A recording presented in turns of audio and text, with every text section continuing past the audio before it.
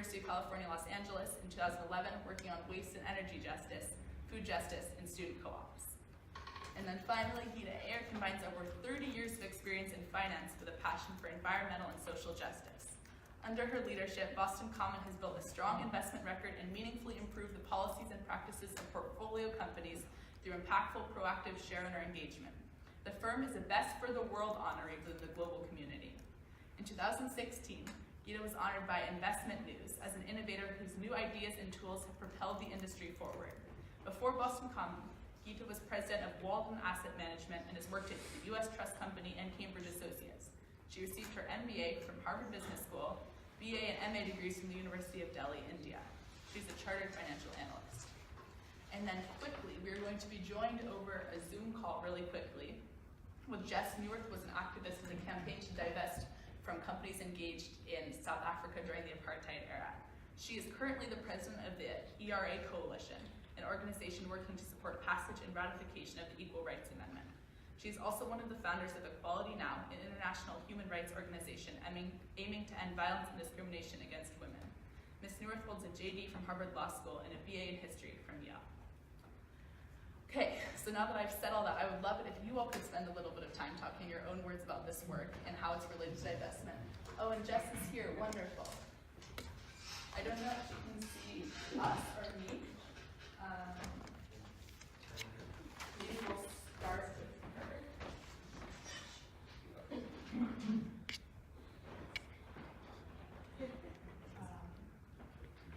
Jess, hello.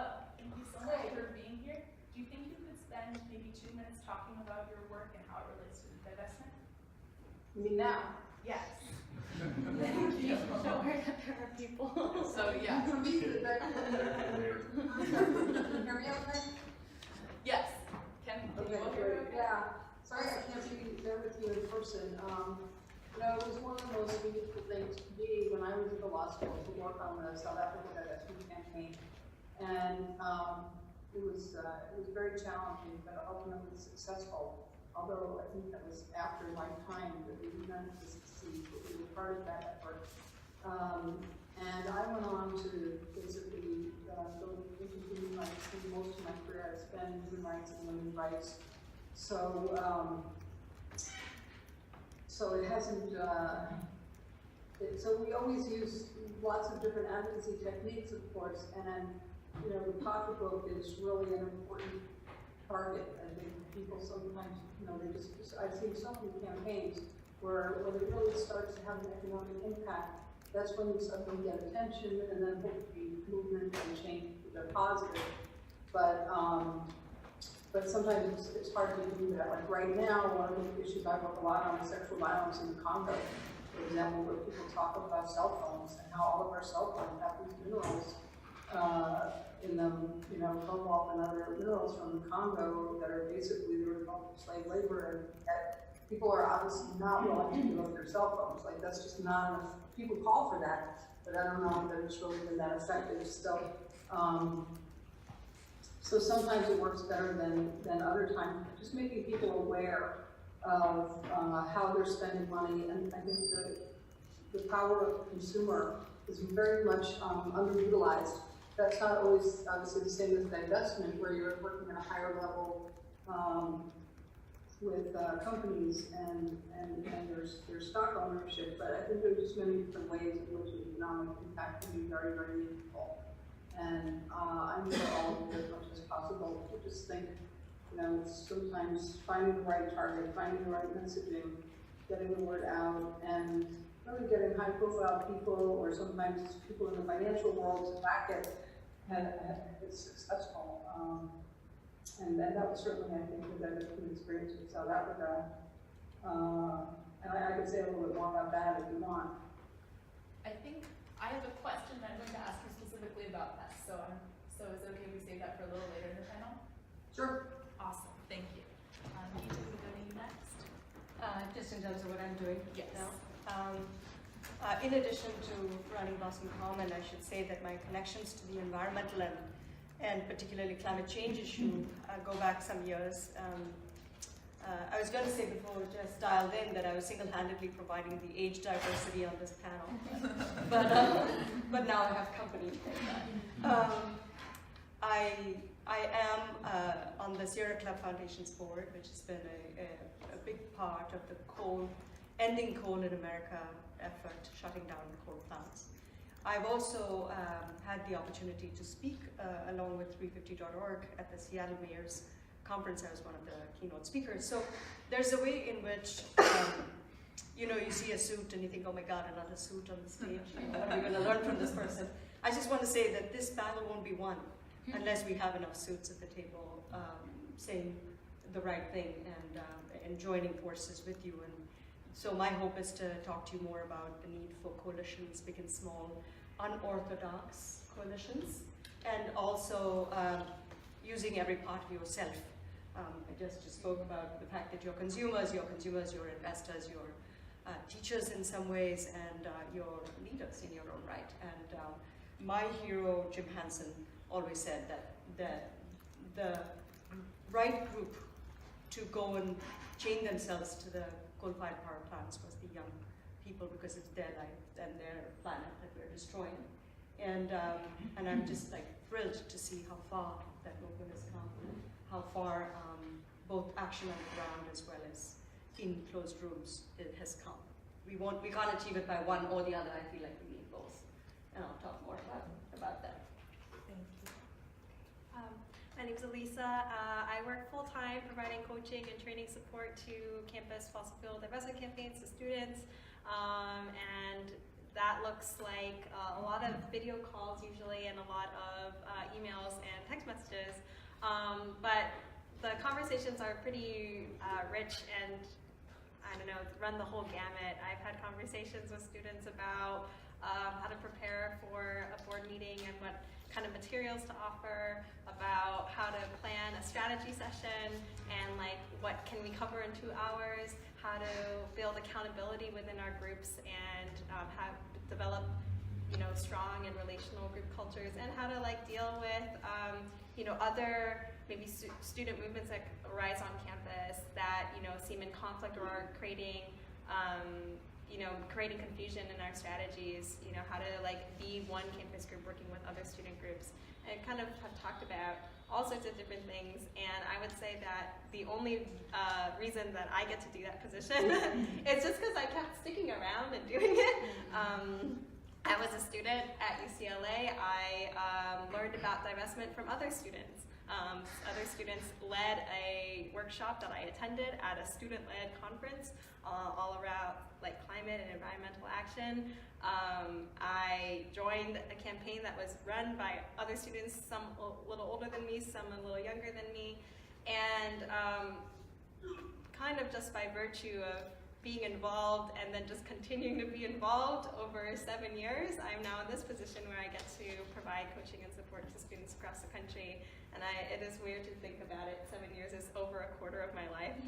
So I've spent over a quarter of my life doing fossil fuel divestment, and that's something to be really proud of, and also something that I really wrestle with around. I really want this movement to win. It'd be really nice to not spend the rest of my life focusing on just one issue, but that's a little bit of what I do, and our work has become national partially because I think a lot of people thought the divestment movement kind of died in 2017 and 2018, and a lot of organizations who were supporting campus fossil fuel divestment stopped working on it. In fact, 3 different organizations all stopped working on it in the same year, and that is why our organization started to Divest Ed and expanded from being just statewide to national. And I can really confidently say now that there is a very palpable sort of second wave or resurgence to the movement that really had a big heyday from 2012 to 2016, and it's really come back, and it's come back in a very different kind of, with a very different presence and with a lot of learnings from the first era of the movement. So it's really exciting, and glad to share tonight. Cool. Hi everyone. My name is Sarah. I use she, her pronouns, and I'm really grateful to be here and being on this panel with so many incredible women and powerful organizers. And it's really cool to be sitting next to Elisa too, because I worked with Elisa. Well, first I was a student organizer on the UMass Fossil Fuel Divestment campaign, and Elisa helped coach and support us. And I wanted to add that one of the things that she taught us that she didn't mention was how to make an incredible menu and grocery list if you're planning a retreat for 3 days. So she really knows how to do everything, and it's just cool. I also was a intern fellow, I don't know what you call it, at Better Future Project for a semester. So we've gotten to just grow and like learn a lot together, and it's really cool to be able to have this conversation and do some reflection and sharing and learning with you all. So thank you all for organizing this panel and having us. I feel like I resonate with that thing of like just sticking around for divestment, and when I think about divestment, I always think about divestment and reinvestment. Those two things have come to just go together for me in a way that I can't separate anymore. And I'll talk more about that later with my work with Ujima. But I started, as Claire mentioned in my bio, as a student organizer at UMass Amherst, and was on the core team of a campaign that was around before I got there, and was about 4 or 5 years in the making when we held a huge occupation, like one of the biggest demonstrations that had happened on UMass's campus since like the student movements of the 60s and 70s. So that was such a learning experience in so many ways, and ultimately we won one part of the campaign and had the university announce a commitment to full divestment from fossil fuels. And I think I learned in equal parts from the ways that that campaign was really powerful and successful, and also the ways that that campaign and the general student fossil fuel divestment could be better and could grow better, actually. And learned a lot in my transition from graduating from UMass. I was part of a conversation sort of on the tail end of the student divestment movement kind of having this dip that Elisa spoke about, like people thought it died. A few of the national coordinator organizations closed their doors, and right before that happened, there was this emerging conversation around reinvestment and what does it look like to not only fight for removing our support and finances from this violent industry, but also reinvesting in the communities who have been most impacted and reinvesting in a new vision for our economy and in a sustainable and just future. And that conversation is actually what I felt most drawn to, because it's hard to just fight all the time and just fight, and you begin to be like, wait, even if and when we win, like what happens then? Like what are we gonna do? Like, right? Like if we get the money, like people would always ask, like if you get them to divest, like what are you gonna put the money in? And we'd be like, oh, like the green funds and this other thing, but like did we have like a vision for actually what we wanted that world to look like? We didn't fully when I was organizing on the campaign, and that's been the most exciting part of my journey, I guess, is talking about like what we're actually fighting for and who, and what that means for the way we run our campaigns and the coalitions we build and the kind of leadership that we invest in. So yeah, I work for Ujima now, and I probably am saying too much for this little intro thing, but I'm excited to talk about all the things, and especially reinvestment and sort of the reincarnation of the student divestment movement and what Elisa's been working on and what I'm sure everyone has thoughts about. So. Thank you all. This is a lovely and diverse group of voices, so I'm excited. Jess, I want to start. I guess I should talk this way. I'd love to start by asking you a question because I know your time with us is kind of limited. So we recognize ourselves as well as the prison divestment campaign currently active on campus as part of this long and proud legacy of protest here at Harvard. And I'd love it if you could spend a little bit of time talking about the similarities you see between the movements now and the apartheid divestment movement and some of the differences. You know, I'm so sorry because I'm not really able to hear the panelists, so it's going to be hard for me to comment on what they said. I got pieces here and there, but you know, from what I know and from what I think I heard, I feel like the similarities are greater, you know, than the differences in terms of what we all experienced and continue to experience. I don't think all that much has changed, although I think the more that you do it, in a way, the easier it becomes because you have roadmaps from when you've done it before, and the questions come up again and again, which, you know, like all these questions about fiduciary responsibility and you know, the role of the university, and basically, I mean, I think in most cases it's the same arguments. I think that it seems like students are much more kind of, you know, woke now, so I think it's easier to organize. I think there was such a resistance before, and it was like it feels like it was a much smaller group, maybe people feel that way because it still feels small, I don't know. But I think there is much more awareness, and of course the biggest difference, the hugest difference, is that you all have the benefit of social media. When I was in law school as a senior, or for Yale, that was the first time in my life I ever had a computer. So you just didn't have the kind of communication techniques, and it just makes it a lot harder to organize. Thank you. I'm sorry the audio is not optimal. Yeah, I don't know. I'm trying my best to catch it. I'm gonna switch it over to phone audio, so That was good. Yeah, I heard that well. So I'd love it if you, Jess, and also Sarah could spend some time talking about, because you all are models of divestment campaigns that have been successful. Although, I guess, Sarah, you're right to point out that maybe the success was I'm sorry, I can't hear that. Can you say that again? Yeah, so you two are here as our models of divestment campaigns that were successful. So I'd like to ask about strategies and tactics that you all developed as best practices to aid your success.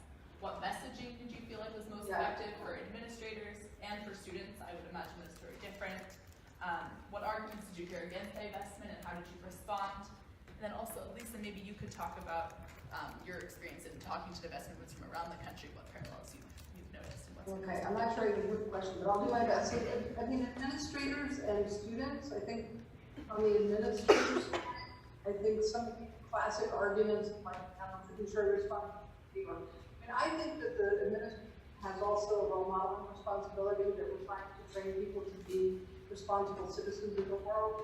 And I think that some of those kind of financial arguments need to be countered with moral arguments that have to do with education and you know, the purpose of the university, which is obviously not to make money. Obviously, the endowments are a huge source of financial support. But I think to put that before principles of justice just makes no sense. And we have lots of arguments about that, of course. On the student side, I think mobilizing students, in our experience, sometimes it just feels so far away, you have to make it real. We connected a lot with people in South Africa when we were doing divestment. And that was also, actually, by the way, another way to undermine some of the arguments against us, because a lot of people say divestment, oh, it only hurts the people in the country, people you think you're trying to help, you're just going to hurt them. And we had so many South Africans telling us, like, it's such a, you know, it's such an important sense of solidarity that they get from that, and they just wanted us to continue that work. And so that messaging was important to counter some of the other things that were being said. But I think in terms of mobilizing students and anybody really, making you feel like what you do really make a difference, you know, and your voice counts, and when you get to that critical mass, you can see that decisions are made based on that kind of pressure.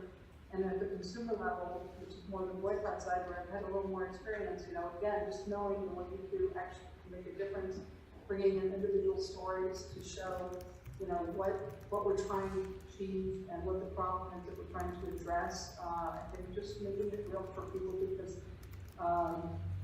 it's so often so far away, and if people don't relate. But again, like Zoom, you do things like this. You can bring in someone from anywhere, and I think having that voice is just incredibly valuable. Thank you. Can either of the two of you speak to this? that about effective practice? Sure. I'm wondering, should we shift our chairs closer to the judge so that Thank you. I can be more heard? And I'll try to yell. I'm not yelling at you guys, just so that you can hear more. Yeah. Sorry to make us. This is probably a good idea. Thank you. I actually disagree with a bunch of things. Oh, okay, yeah, please. Why don't you talk now? Oh, okay. I don't think you need to counteract financial arguments with justice arguments. There are very good financial arguments.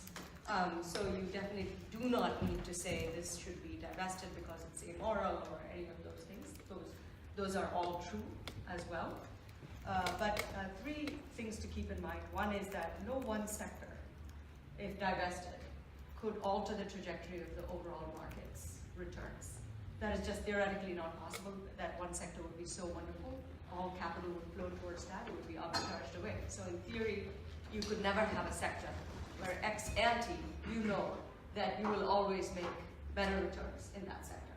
So, no truth to that. And then, if you model it out and look at the sector without the look at the market returns in the US as well as global indices of market returns without energy, over rolling 1 year periods, you can see throughout the period of time that if you hold it for any reasonable length of time, that you come to the same place by a slightly different path.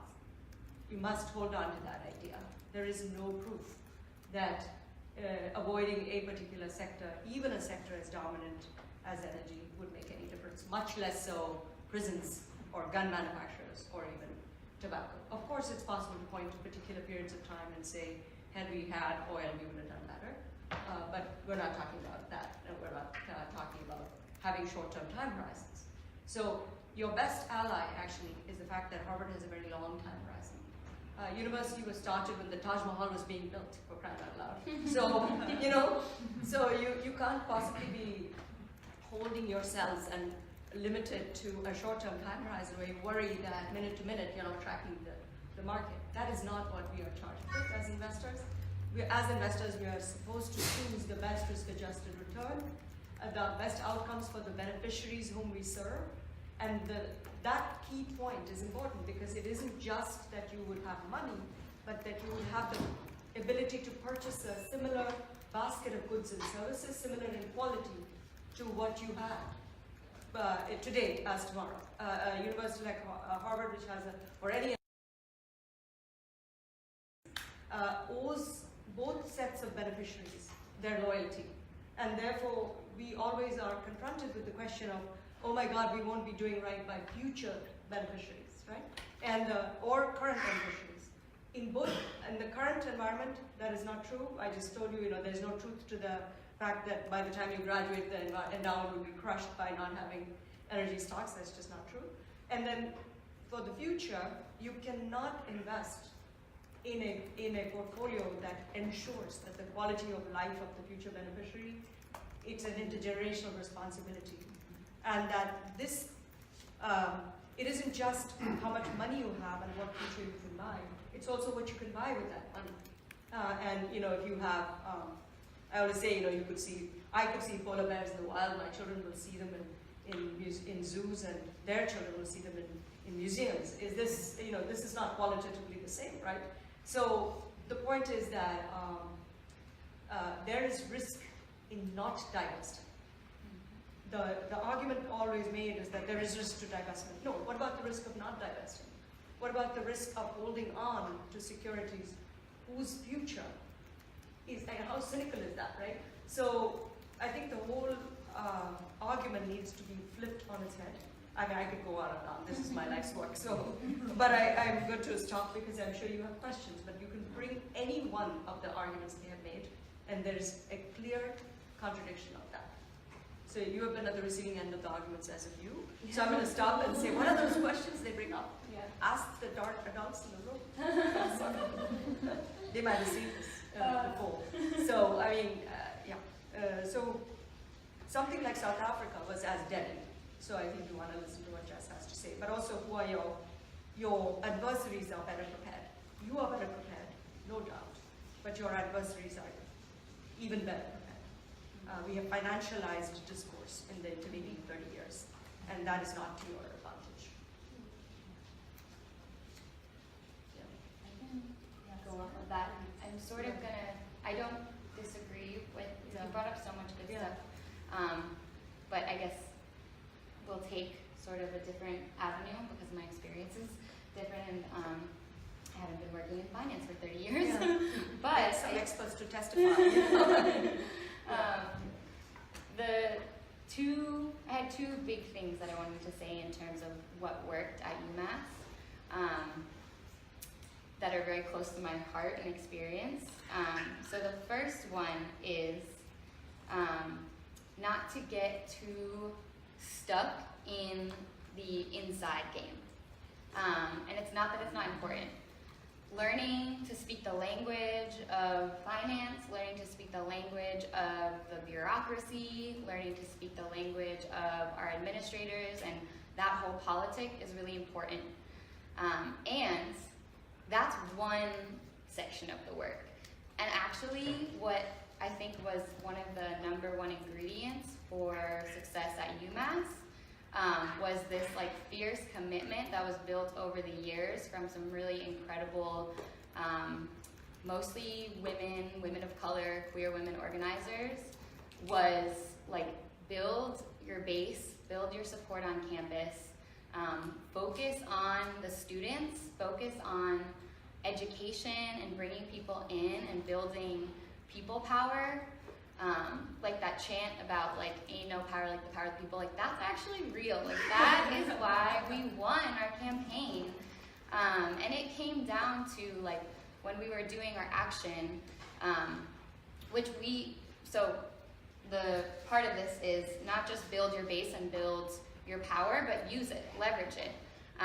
There's always negotiations about when's the right time and where's the right place, and you definitely are playing this game with the administration. And direct action is so powerful, and it's why social movements win. It's because people do civil disobedience and they say, you know what, no, we are gonna stop everything because we cannot just continue to go on like it's okay for you to continue to invest in the destruction of our future. So we decided to really like focus on escalation at UMass, and we wrote reports. But we spent way more time, building our base on campus and bringing in new members to the campaign and telling this powerful story than we did writing reports and emailing the administration. And that was, I think, in the end, that was what was really effective, because when the university admin has 300 students sitting in their administration building and 5 news outlets like filming the police arresting students because your university is refusing to do what is in the best interest of students and the entire planet, you look pretty bad. And that's what we need to do. We need to like bring the conflict to our administrators. So I'm definitely an advocate for like having the really sound financial arguments and bringing in experts and being diplomatic in your negotiations, and also for taking direct action.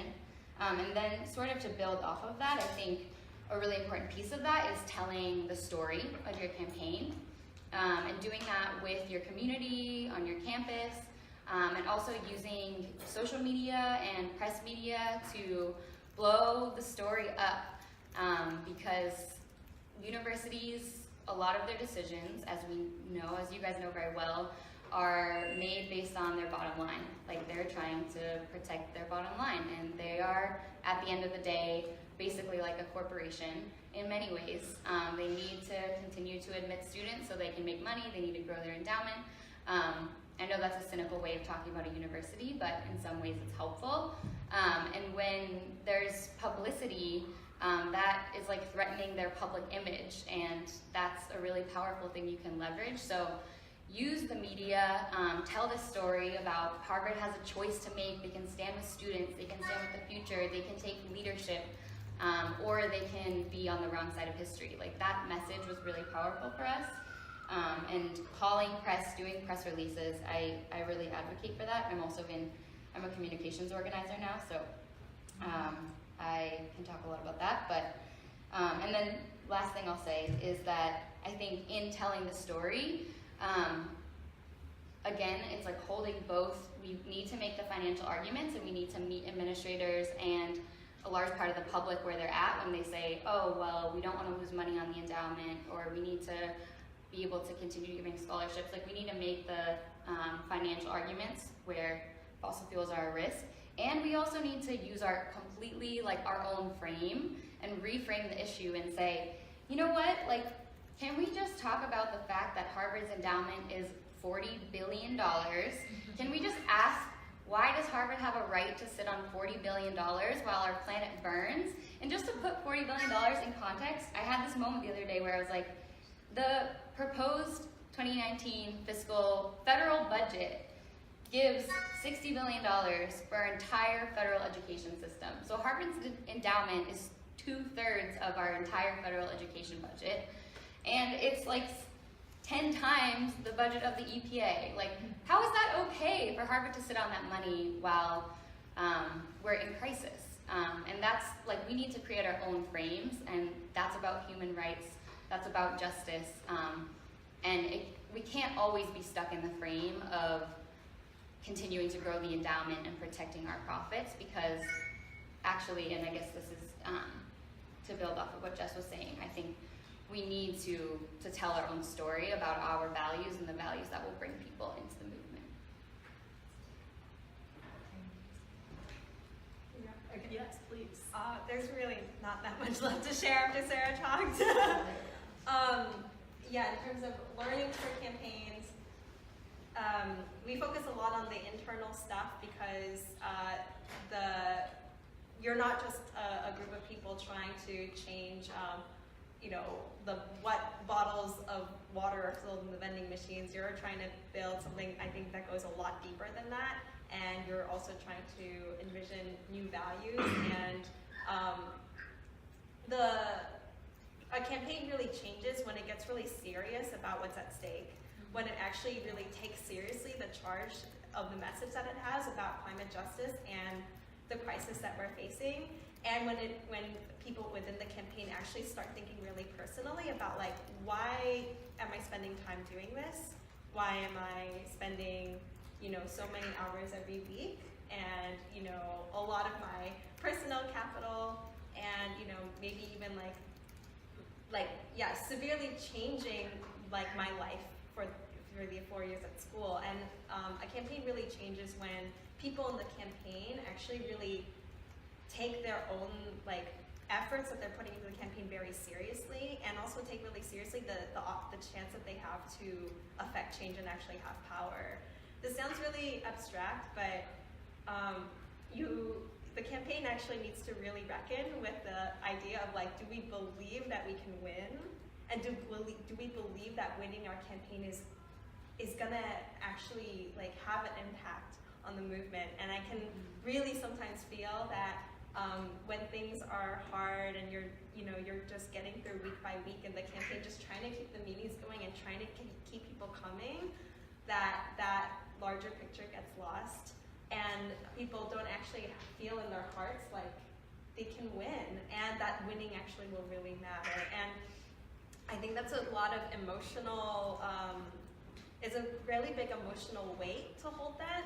So that's why we focus a lot on the internal relationship of the campaign. How to build the campaign culture where you actually talk about those, like, feelings, where you actually ask each other questions like, what brought you here, and, like, what do you feel like is at stake for you? And if you don't feel like anything is personally at stake for you, like, what is your vision? Like, how do you think your, like, experience in this world is going to be, better, and you're going to have a better life because of this? And it is really important to talk about those things, because we're not just, changing, like, how long the sprinklers are on campus. Like, we're actually trying to target a really big part, a really big part of the status quo in the world, which is the belief that, as long as no one's challenging us, it's okay to, like, use resources, to wreck environments, to to like maximize profits and minimize like costs, and that it's okay to do that, and as long as I'm not getting caught breaking the rules, then it's all right. And we're actually targeting something very big when we work on divestment. I think it's scary to confront that because maybe we didn't join thinking that we were doing something that big, and we were joining just because we want to do something about the environment. But I actually think a campaign really changes when it takes that part of itself really seriously and recognizes that you're part of a movement that has created some of the biggest shifts that I think has ever happened around people thinking about climate change. I think something that the fossil fuel divestment movement has been responsible for is beginning to really equate climate change with the action of specific industries and companies, and that I do not think was the case in before like the mid-2000s. I think people did not think fossil fuels and think of climate change when they thought of that. I know that's still not broadly the case, like 100% across the board, but we're part of something very big, and we're part of trying to actually think about changing a very powerful financial system and very powerful financial actors. And we shouldn't be surprised that that work is hard. And we should also really take seriously the need to really look at ourselves and to take care of ourselves, to like invest in ways to talk to each other, to have relationships, and to like deal with conflict and conflict resolution. Because when you do really big work, it's no surprise that you're gonna have conflict and you're not gonna agree on everything. Even like just trying to figure out who should wash the dishes is hard. So of course, if we're trying to like target a huge financial system, we're gonna run into conflict. So it's really worth investing in those things and to remind ourselves like of the bigness of what we're doing, and that it's not easy, and also we've already won so much on this front. Thank you all.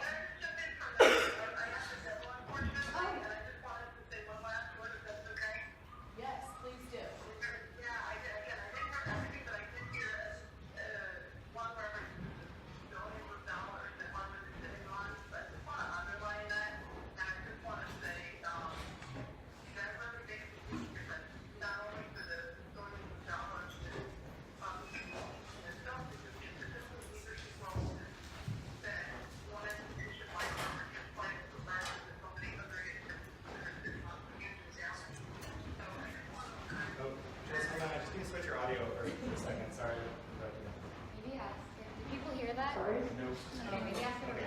Yeah, could you start that over?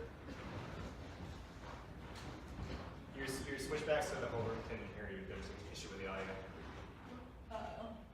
Start your video. Oh, I think. Yeah. Can you just give audio? We don't need to see. She's good. Yes. Oh, she's definitely good. Okay. Well, that's okay. What did she say about the size of the dollars? She was saying something about, it's a long seat. But I wish we could have heard it. Maybe she'll go back. If she comes back, we'll see. I have 2 more questions to ask, and then I want to leave like 10 minutes for open question and answer. We're trying to get done by 6:15. So, Geeta, I have a financial question to ask you. One of the biggest arguments Harvard has been throwing at us in response to our calls for divestment is this idea of shareholder engagement, and that Harvard can make more change by engaging directly with the fossil fuel industry than by divesting.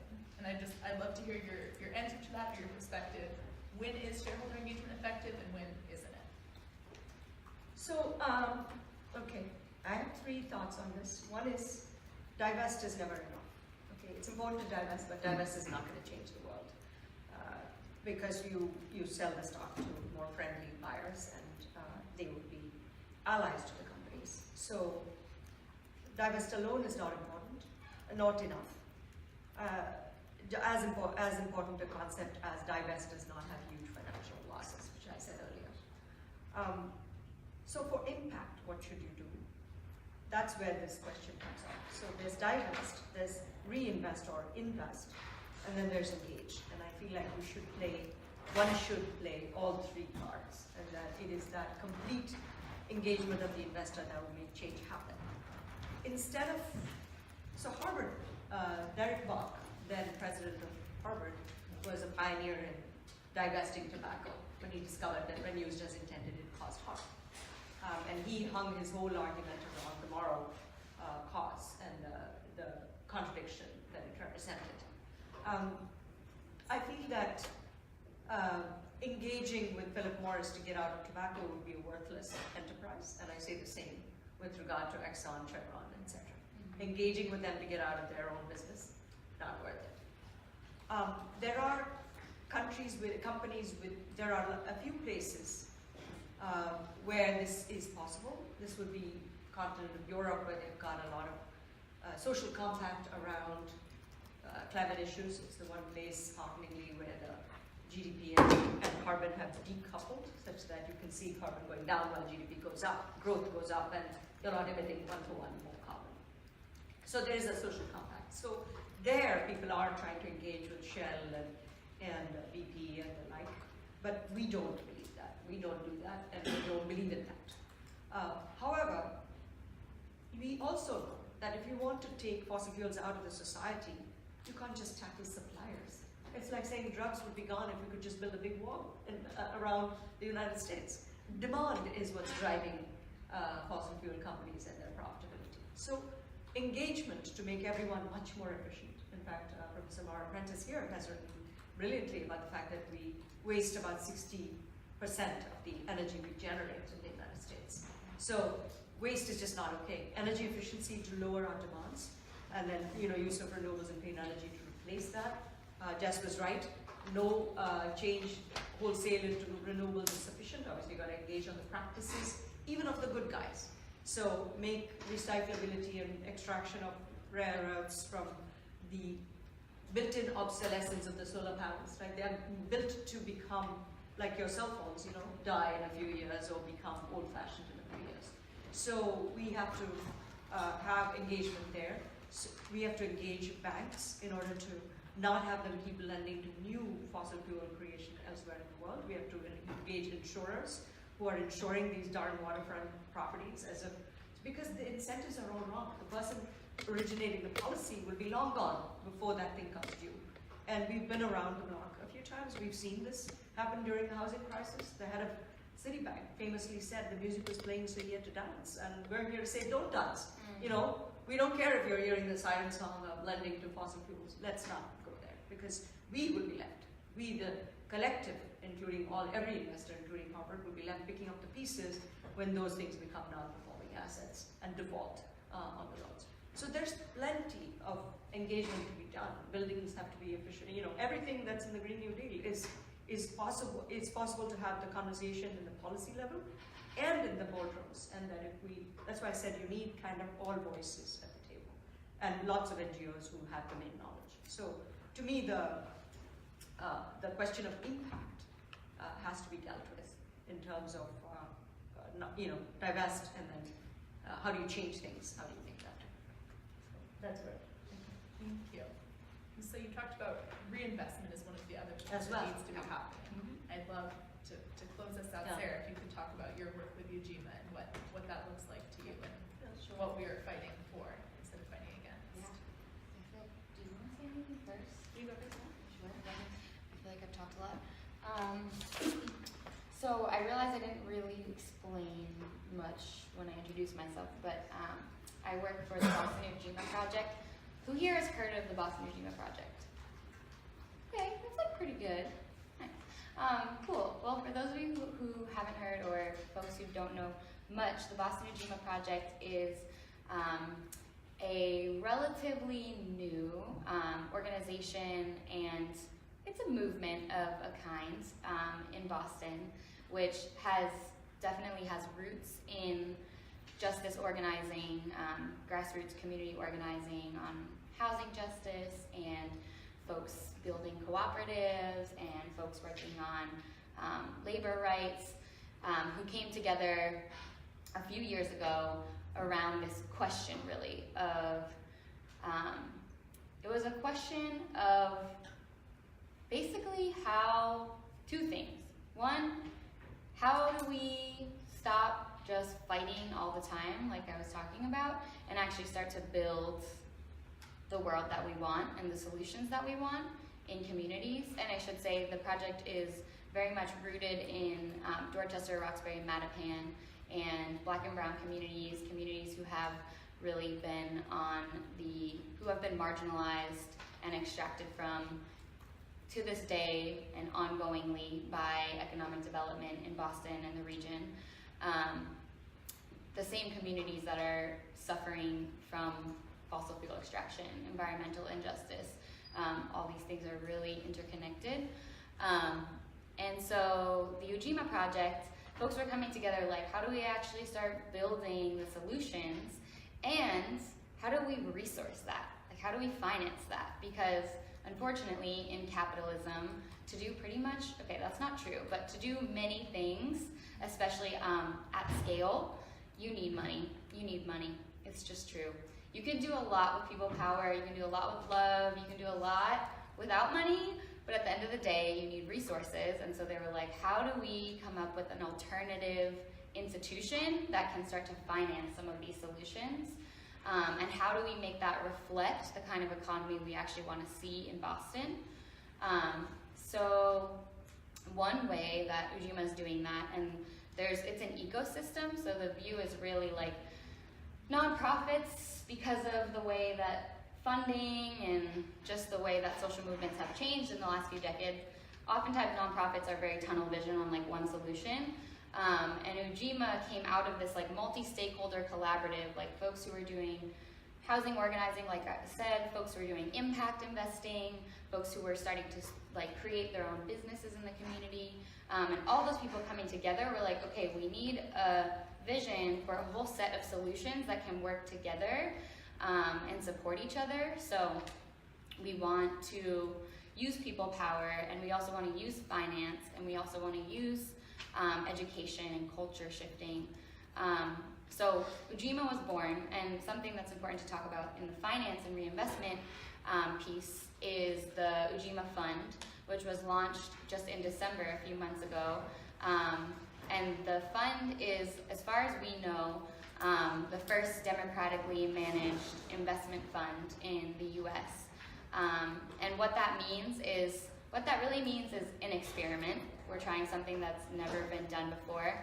And it also means that we're building a financial vehicle and a form of economy that is completely governed by the community and governed by working class, black and brown, indigenous, immigrants, folks of color, folks who have been excluded historically from the economy, because we know that that's actually what we're going to need to do if we're going to really solve the economic, environmental, you name it, crises that we're facing. Like, we need to shift wealth and shift power and invest in the solutions and the lived experience and history of communities who have been suffering from these forms of extraction for hundreds of years. So Ujima is an investment fund. We've raised $500,000 so far from over 100 investors, and it's really unique because we're kind of redefining what an investor is. So kind of our most important investors are community members, and you can invest in this fund with as little as $50, which is really unique. Usually folks aren't able to, many people aren't even banked in Dorchester, Roxbury, Mattapan. Like, they don't even necessarily have access to banking services, or being able to take out a loan, let alone being an investor in a fund that you're going to make interest and make a return.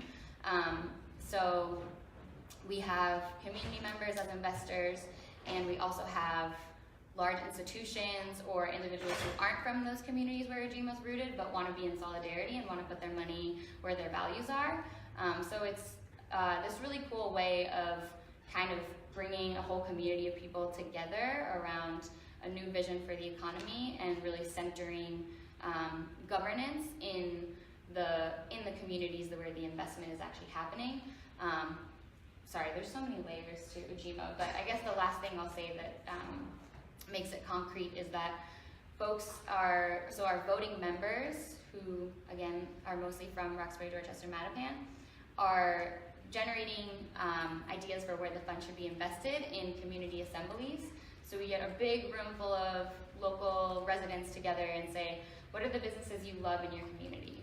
And folks are like, oh, this is the place where I buy my sandwich every day, or this is the place where I go to get my bike fixed. And And then we asked, what are the businesses that are not serving the community that you want to replace or just like not invest in and not go to because they're extracting, they're not paying workers right, or they're gentrifying people, or you name it. And then what are the businesses that are just totally lacking? Like what is the businesses or infrastructure that our communities need but have been so disinvested in that they're not there? So through that process, and people raise things like community-controlled internet, accessible and affordable bilingual daycare, healthy foods that are actually affordable. Like you can imagine some of the needs that capitalism is not meeting right now. And through that whole community-generated vision, we have a set of priorities for the Ujima Fund. So our voting members are, from the outset, creating the investment plan, basically, and then we're working with those businesses to see, okay, who actually needs a loan, and supporting those businesses throughout the process. There's also a set of community standards that have been created by a committee that was elected by our voting members. That's sort of a baseline for businesses that are going to be invested in. So things like living wage and working to be ecologically restorative. And I'll just say, Ujima is a lot. It's always hard to nutshell it, but I'm happy to talk to anyone that wants to learn more. And just to close out on the reinvestment concept, I think that there's a really exciting synergy, and it's been really cool building relationships with campuses who are doing divestment work, because there's a lot of potential. Ujima's small right now. We're raising $5 million for this kind of pilot round, but we're not alone. There's other funds. There's kind of a spectrum, but there's a lot of local kind of community-rooted funds that are trying to do investment in a different way and actually invest in what I call like the real economy, like the economy that's actually meeting people's needs and caring for community. And I brought a few of these. We wrote this report that talks about a few funds locally. So the Cooperative Fund of New England has been funding cooperative businesses for like decades and making a return on interest for investors. And there's many other funds in here. And so I have a few of these. There's like a suggested donation of $10, but if you're interested in looking at this or taking one home, then come find me. But we're not alone. There's all these alternatives for where we invest, and we're not going to be able to say, hey, Harvard, put all $40 billion into the Ujima Project, because we don't have that infrastructure yet. But it's really important to start building and investing in that capacity. And Harvard has, and you guys have a really amazing opportunity. And I would say, and I put myself in this, a responsibility to actually start to make that connection to the communities that our universities are actually rooted in, and not just saying what we want to divest, but actually starting to build this future, which actually is like brings us joy and is beautiful and makes us feel hopeful. And Harvard could invest $1 million. Like that's, I can't do this math, but like 40 billion divided by 1 million, it's like a tiny fraction, and that would be huge for the Ujima Project. So, and it would also tell this amazing story about the direction that we want to move in. So I'm excited about that, and I think we should hold both the resistance and also the opportunity to build new futures now. We don't have to wait. Thank you, Sarah. That was so awesome. I want to open it up. Does anybody have any questions? We have, like 10 minutes left, 5 minutes left. Natalie. Hi, so thank you all for being, it's awesome to be here. Anyways, so I was going to ask, so in a sense, the administration doesn't really seem to want to engage at all with the divest movement. It seems like they're not really like trying to meaningfully engage. So how do you do the divest movement at Harvard, which is like relatively small still, force Harvard administration to engage with it and enter like meaningful conversations? And maybe Elisa. I would just say they have an unfair advantage. They can wait you out. So I can see why they wouldn't engage. But I think pressures like the ones you guys described, so you should go ahead. The kind of use coverage and Yeah, absolutely. Sarah talks a lot about the usefulness of direct action. Yeah, right now the situation is such that the university doesn't get very much out of engaging with you, and there's a lot pulling them in the other direction. They have powerful alumni or donors, or just the probably people whose opinions they care more about currently, who they think would call them up and be angry with them if they divested, or just be upset with them. That is the pull they have toward ignoring you and dealing with all of the other backlash. And part of the role of the president is to receive all of that kind of pressure. So I think there's a couple of things you have to do. One is there's been a really good stuff around the president recently, and it's really interesting to see him actually sort of lend legitimacy to your movement by responding, and even if his response has been a rejection, I think it actually shows that this is worth talking about. But making sure that you go beyond the president to the actual decision makers is going to be really key for the campaign, to start shifting in the direction of reaching the actual board members and starting to talk to them, because part of what they benefit from is the president taking all the heat and not actually being the decision maker. So one of the things you'll have to do is start really, sending emails, trying to find them, trying to figure out where they work. Do they have kids? Do their kids go to school in the area? Did any of their kids participate in the youth climate strike? Seriously, if you haven't done that research, you should figure it out. There might be a very easy opportunity that is sitting right in front of us that we haven't. Some of this stuff can just be found from a lot of Googling. And some people just being really interested in doing that. But, really actually thinking about what do they work with, what clients do they have, are any of their clients groups that might be very allied with ours? So that's some of the inside game approach that I think will be necessary, because they are the decision makers, and there's a lot of them, and chances are whatever opposition there is within the board is very strong from a small amount of people, and then the majority of people are kind of just following the lead of the folks who have the most influence, and don't feel like it's worth it for them to sort of step out and be advocating for the campaign. And you have the opportunity, by actually beginning to target them, to sort of shift that and shift the calculation for those quiet, neutral, or more passive people to be like, no, it is worth it for me to speak up. Or once the vice chair sort of gets a lot of heat for being so oppositional to divestment, it feels a little more palatable for me to come out and support it. So there's some things you're going to have to do in the inside game there, but really, again, the poll that the people that the university is currently listening to is much stronger. There's probably millions or billions of dollars in that poll, and you're never going to have that financial pull on your side. Even all of the alumni supporters we could gain are probably people who don't have a ton of money. So we have to be really clear that our power is in the students and the numbers of student supporters that we can bring, and you have to create a crisis for them. Right now we feel, I think, and we're trying to make other people feel that we are in a crisis.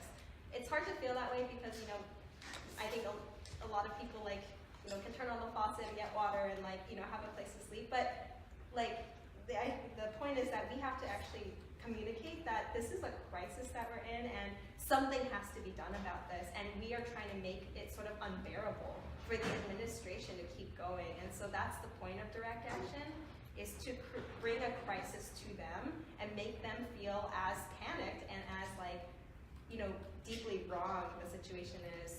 And so that's why we have to have tactics that are very confrontational, very escalated, and feel very uncomfortable probably, and will make a lot of people on campus probably angry.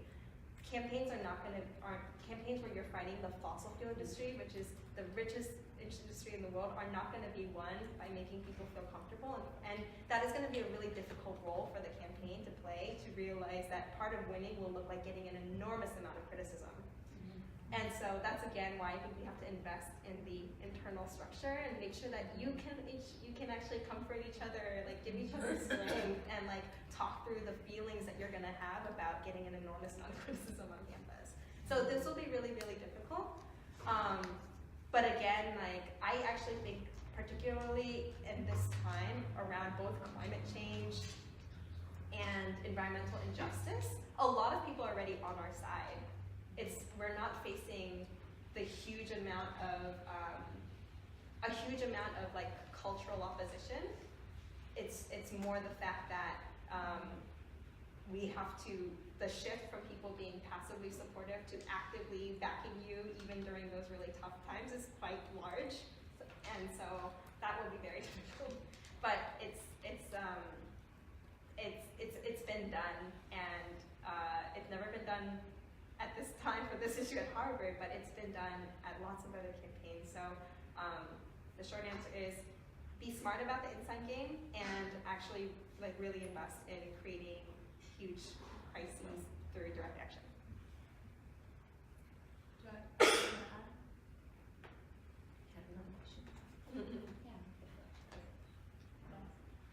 Thank you all so much for coming. This has been really great.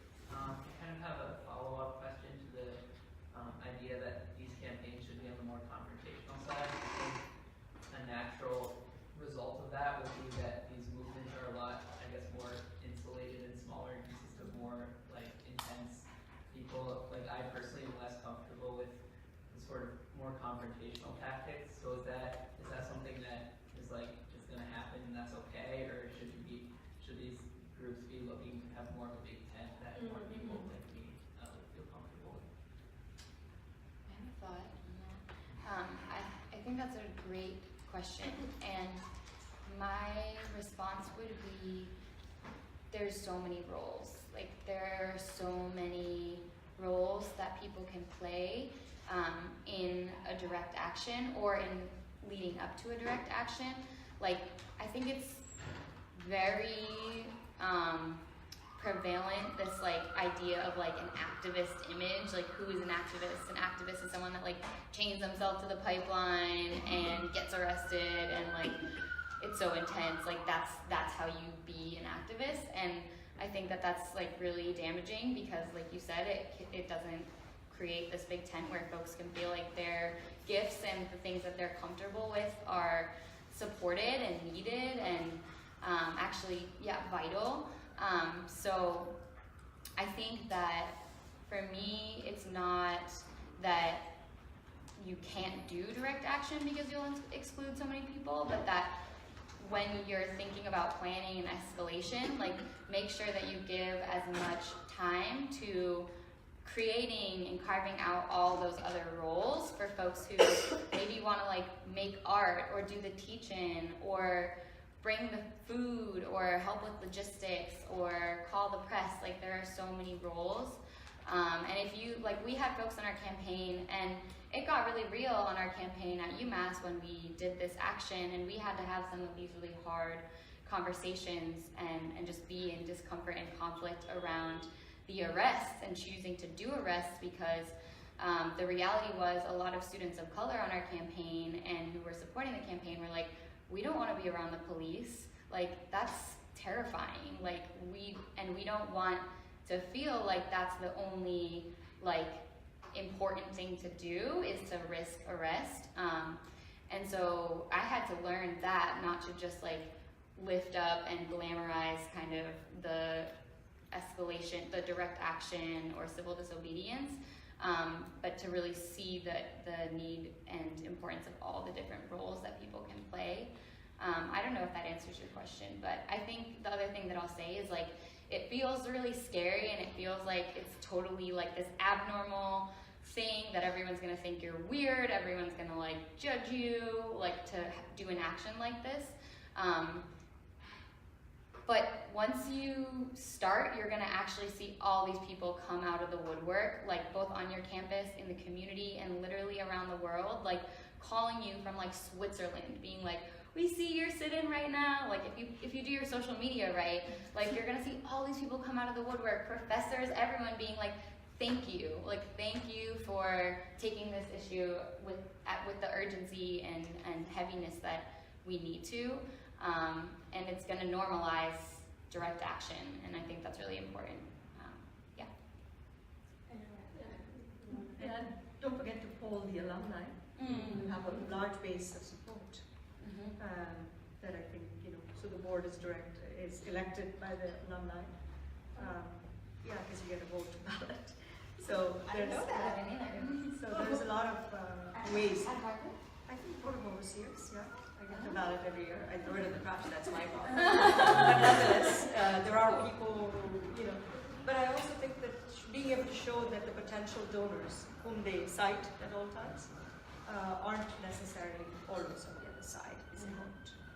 Because the polls are very clear that this is shifting. It's just inertia and like lack of will to actually check box, make it easy, accessible, and you can testimonials from the ones who want to give it to you and things like that. Great. Question. I think you gotta go though, right? Oh, no. No, I think.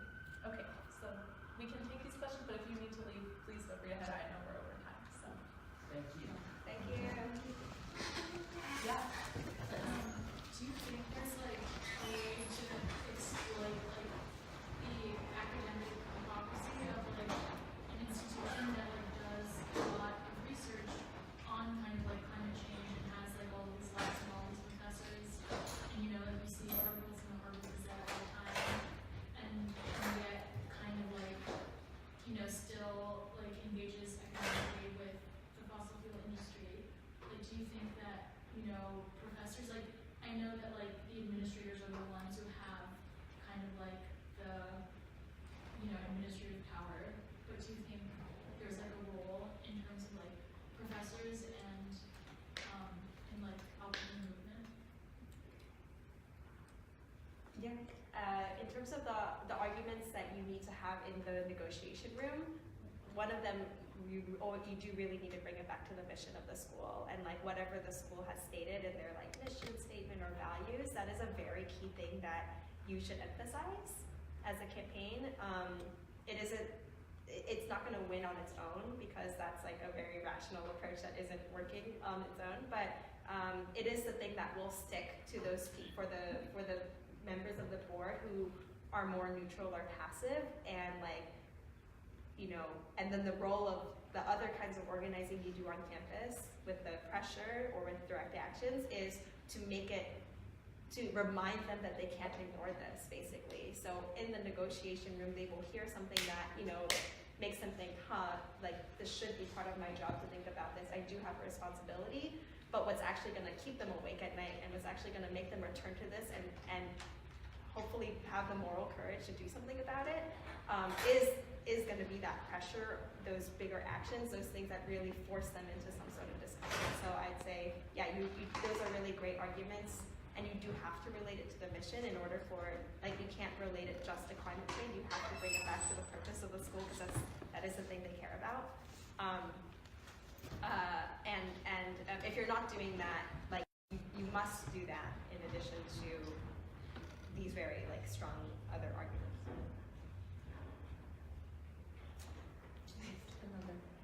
Oh, yeah. I have more of a comment. I am an alum, and alums do care about this. We have standouts at the reunion times, and over the past 4 years, there have been more and more people that have wanted to take the information. So, probably been lifting the phone to call the president, but it's kind of shifting the culture, as you say. One thing that I was wondering, all your perspectives, and Sarah, you have an exciting way to reinvest, and nationally, the Green New Deal has really, caught fire. So that makes me wonder, how can you create that vision at the university? Like we could have a Green New Deal for Harvard, and there are people, like you, that know how to rearrange the investment opportunities, or at least to say, we're going here. We want to transition here. We don't want to be in the same place. And use that transition mentality that we're going someplace with this. I think you have two strong points in your pocket, or anyone does. One is that the universities themselves have stood up and made efficiency commitments which they leak out to admissions and to alums, certainly, about how they're saving money, by improving the efficiency of buildings, the renewable power they use, etc. So it's directly an extension of that they would want to invest in, electric charging stations across the country. We're going to have most of the buses and long distance trucks are going to be electrified. So there are whole new sets of investments of the magnitude of the 1950s when railroads were done away with pretty much by the road investment that we undertook. Now we have to do the next level. There's a ton of investment opportunities, and the funds are being created all the time. So if they could address part of the student pressure by saying, gee, I put money into, just like you said, a little bit into Ujima or a little bit into a great green, think about the bragging rights that they get. It's enormous, right? So they get to say that they want to probably invest in funds and invest in a portfolio of things instead of cherry-picking one and being responsible for its success. But yes, you're right. There's money to be made. So that's why I said, let's not even touch morals. I mean, we can touch money. We have a much stronger lever in our hands. Someone else.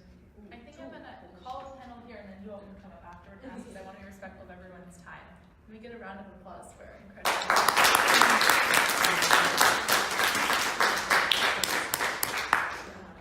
Thank you all so much for coming. Before people head out, I just want to say again that this is our first day of our Harvard Heat Week event. So we're going to be having panels every day, Tuesday, Wednesday, Thursday. Please come out. Tomorrow is about Puerto Rican debt. Wednesday is about local climate action mobilization. And Thursday is about the global climate crisis. They're all going to be incredible.